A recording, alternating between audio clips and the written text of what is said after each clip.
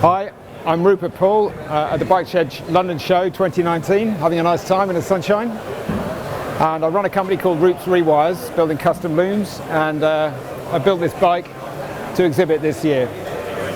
It's called a John Robinson Enfield. It's a memorial bike built to remember my friend John Robinson, who was the technical editor on Performance Bikes magazine for many, many years. Probably the cleverest motorcycle journalist in the world. And he died in 2001 with this bike in his garage, covered in spiders. And he never got to restore it in his retirement, so I thought I'd do it in a way he would have done it. John was a racer at international level and thought quite deeply about how to set up a motorcycle. So it's built according to his ideas, which are simplified. 1, to choose the best tyres for the purpose. 2, to optimize the riding position and make the bike as easy to control as possible. And then 3, to improve the running gear, the suspension and the brakes, to make them as good as you can. So although it's a shitty Royal Enfield, we've done that. It's the worst possible starting point. John rode YZFs, he rode sports bikes. This is the last thing he'd have worked on. But it's in his garage and it was the bike that he had.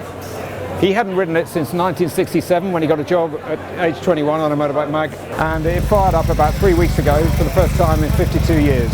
So that was quite a moment.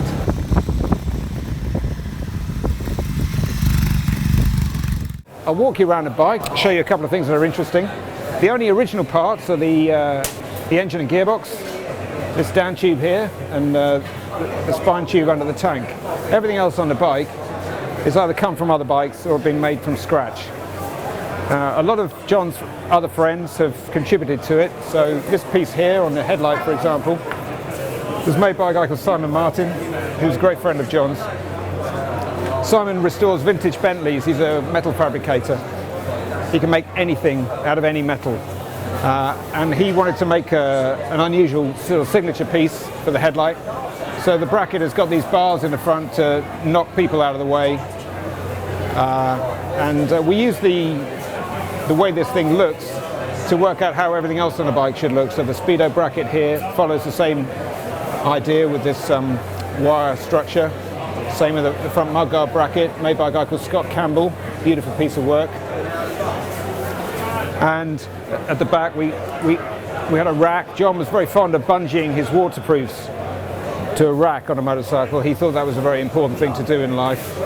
So the rack and also the chain guard, which is on the other side of the bike, they all follow the look of this piece here. There's a lot of other bespoke stuff. The forks are a composite. This is a Marzocchi Trials yoke from probably a 1970s Trials bike. We've got a little bit more offset on the forks to improve the amount of trail the bike's got. We're trying to correct a lot of the Royal Enfield's original deficiencies as much as possible. These are Enfield bullet tubes, Suzuki GS550 Katana lowers. The insides are made of something else again, Kawasaki brake. Enfields are famous for being really appalling motorcycles, really badly designed. You know, why make a new bracket when you can bolt another bracket onto the original bracket? That was their philosophy.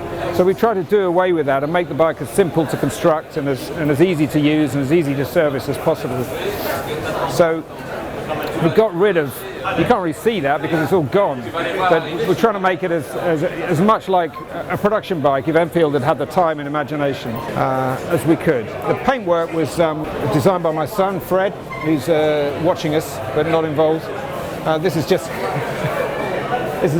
a standard Enfield logo, but he hand drew this 500 lettering here.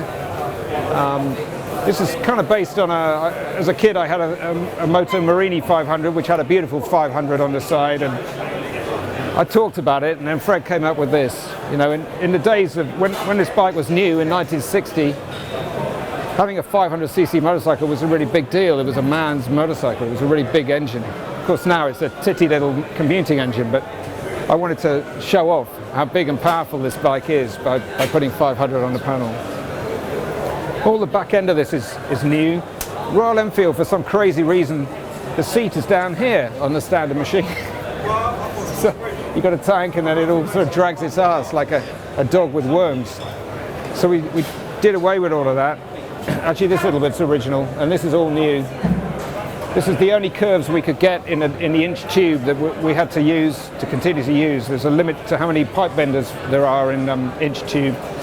So the side panel's a little bit smaller than I'd like. You know, it would have been nice if it had come here. But that's one of the compromises with a custom bike. You can't always get quite what you want. You have to work within the money and time that you've got available to you. So these little metal side panels are sweet little things. I think the nicest thing on the whole motorcycle is at the back here, which is a little memorial plate to John, who would be laughing his socks off if he saw that. It's taken about 8 years to build, because I spent about the first 4 years not really sure where to go with it. I was just trying to restore it, but it was such an ugly bike to start with. It made a lot more sense to restore it using John's principles. And we're going to find out whether it works at a track day at Cabell Park on July the 11th. And if it overtakes one other bike, it'll have been a success. So thanks for watching. I hope you've enjoyed it. And don't forget to subscribe.